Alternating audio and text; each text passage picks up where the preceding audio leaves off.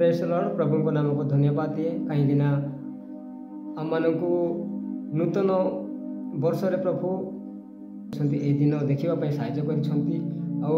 नूतन वर्ष रे आम माने नूतन हेबा नूतन ज्ञान हेबा से प्रियर भाई और भौणी माने आम नूतन हेबापी हेले अनेक लोक जानी पार ना जो माने प्रभु को जानी ना बाइबल कौन जानी ना पृथ्वी केमती सृष्टि है ये विषय किसी जानी ना से प्रियर भाई और भौणी मैंने जो मैंने बाइबल पढ़ी अध्याय सब पढ़ी जो मैंने समाप्त करना से आज आज स्टार्ट करने जाऊँगी आदि आम प्रकाशित पर्यंत आम पढ़ापी आम जा धीरे धीरे गोटे गोटे टॉपिक को आम पढ़ापी जा आज पढ़ा कि आदि पुस्तक 1 अध्याय आम 10 पर्व पर्यंत आम अध्याय करवा जारी रखा आदि आम किसी अंश पाठ कर प्रतिदिन आदिवासी गीत यही चैनल रे आपण मैंने जोड़ी रुहतु आपण मैंने बाइबल पढ़ी जानी नथिले बाइबल को देखंतु जदि नहीं ताले आमको कमेंट माध्यम कहब आम बाइबल जोगा दे पारिबो से प्रियर भाई भौणी मैंने आसतु आम 1 अध्याय आम प्रथम अध्याय आम देखा आदि पुस्तक 1 देखा आद्य परमेश्वर स्वर्ग और पृथ्वी सृष्टि कले 2 रे लिखाई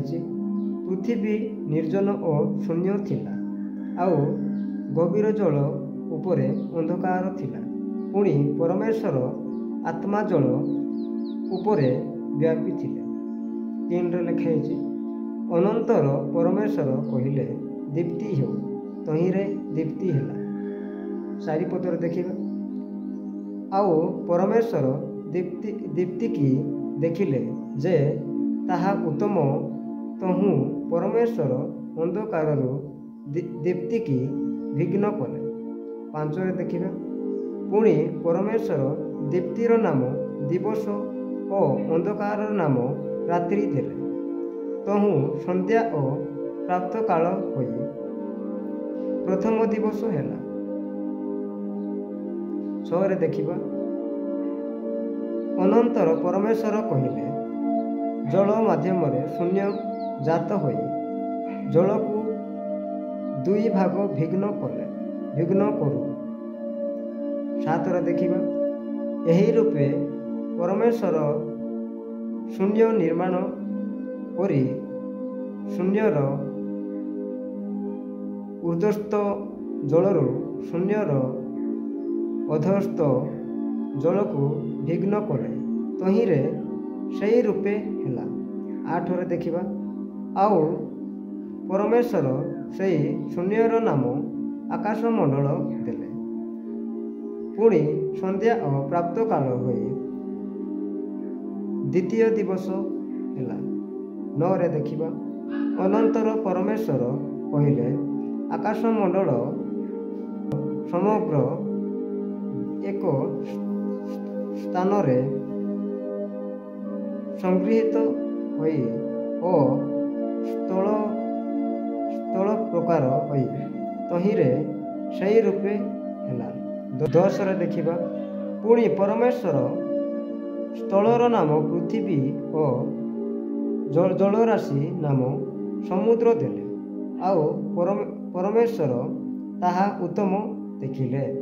प्रियर भाई और भौणी माने आम 1 ରୁ 10 अध्याय पर्यंत आम पढ़ी जाइछु आम 11 ରୁ आम 20 पर्यंत आउ पढ़ापी जा किंतु आम माने जारी रखा कि प्रभुंकर उद्देश्य दे संकीर्ण ज्ञान पाइबापी हेले बाइबल रे अछि सेति प्रिय भाई और भौणी माने आम 1 अध्याय आम पढ़ापी आम स्टार्ट करी धीरे धीरे आम जा आपण मध्य पढ़तु अन्य को लोक मान सचेतन करातु सत्य परमेश्वर आपण मैंने जानीपर जो मैंने प्रभु को जानी ना से प्रभु को धन्यवाद दिए।